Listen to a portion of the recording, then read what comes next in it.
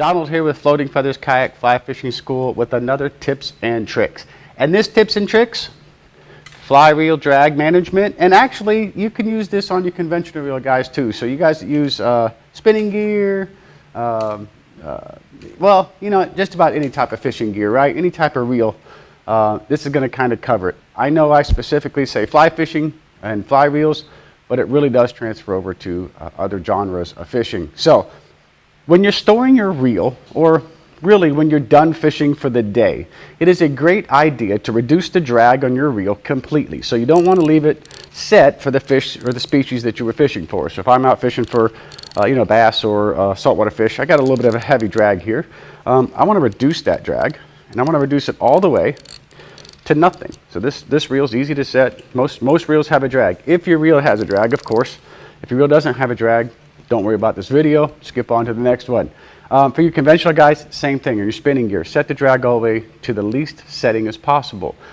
The reason for that is that your drag is kind of like a brake, right? That's really what it is. It's a brake for your reel. It applies pressure somehow on the reel, whether that's a disc, whether that's a cylinder, whether that's against ball bearings, pushing against something.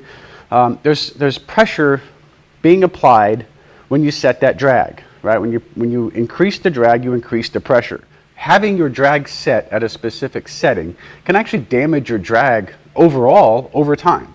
What happens is that it's kind of like if you park your car in the garage and you have somebody go step on the brake the whole time it's parked. It's not really doing anything other than applying your brakes, okay? Yes, I know the car isn't moving. In this case, the reel is not moving.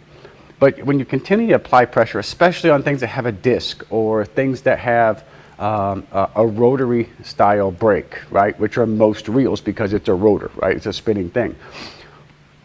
Everything is condensed and stricted and pushed, and there's something pushing against something else, and just that friction alone and having something pushed can actually damage at least that one spot in your drag. It may not damage your drag overall, but it may damage that one spot. And if that's a favorite spot of your drag, over time, that's not going to work as well, right? It's going to create a catch. It's going to create something that's going to not work like it's supposed to when you set the drag the next time. So, great idea when you get done fishing for the day, like when I get done rinsing my rods and reels at the end of the day, I just go ahead and set that drag all the way back. That's going to make the lifespan of your drag and your reel last a lot longer. It also helps that when you're rinsing it, if you want to set it all the way back before you rinse it, that'll actually help get some sand and debris and things out there that can get between whatever your drag system is, right? Whether it's a disc or a barrel or bearings or whatever, it can kind of help rinse a little bit of that dust and dirt and sand. Since I fly fish in a lot of salt water, it also helps get that salt out of there. And lets that salt rinse out rather than dry against that disc if it happens to be a disc drag system.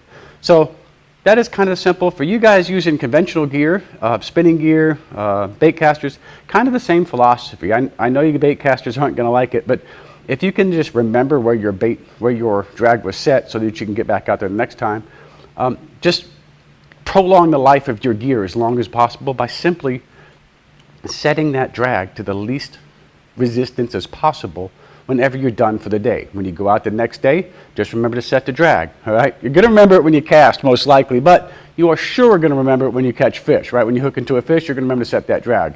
This also prevents you from having the drag set too hard or too deep or too firm, however you want to say that.